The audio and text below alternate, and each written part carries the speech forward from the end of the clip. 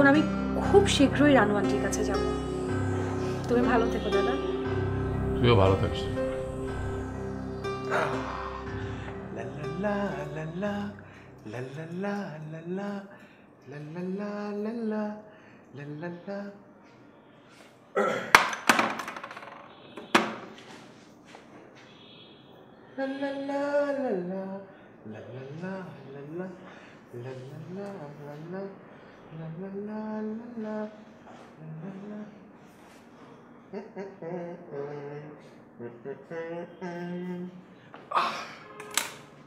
জামান,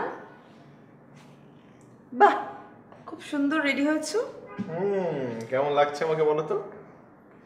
আজকে স্পেশাল কি? বাসায় তো থাকবে, এত সাজগোজ করার কোনো দরকার আছে? কে বলেছে আমি বাসায় থাকার জন্য এত সাজগোজ করেছি? হ্যাঁ, মানে বাসায় থাকবে না তো কোথায় যাবে তুমি? আরে বাসায় বসে শুয়ে থাকতে থাকতে না একদম শরীরটা জং পড়ে গেছে, একটু বাইরে যাব, টিএসসির দিকটায় গিয়ে একটু ঘুরে আসি। মানে কি তুমি এরকম করে ফুল হাতে শার্ট পরে টাক ইন করে এই সন্ধ্যাবেলায় টিএসসিতে যাচ্ছ?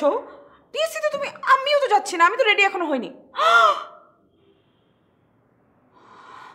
তার মানে তুমি আমাকে ছাড়া ডেট করতে যাচ্ছ অন্য কোনো মেয়ের সাথে? আরে আমি ডেটিং এ কেন যাব? কি ডেটিং? হ্যাঁ, ডেটিং এ যাচ্ছি। কোন সমস্যা?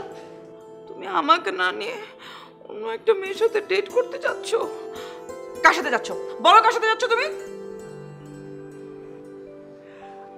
তোমার সাথে। বুঝতে পারছো না? না, আমি বুঝিয়ে বলছি। আজকে আমি ডেটিং এ যাচ্ছি বিয়ের আগে আমি যে মেয়েটার সাথে প্রেম করতাম, মানে জলি, সেই মেয়েটার সাথে।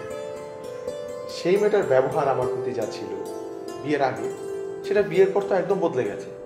এখন তো সে আমার সাথে এই ব্যবহার করেই না। তাই আজকে আমি রিক্সায় ঘুরে বেড়াবো সেই আগের জলির সাথে, কিন্তু সে আমার পাশে থাকবে না, কিন্তু আমি মনে করে নিব সে আমার পাশে আছে।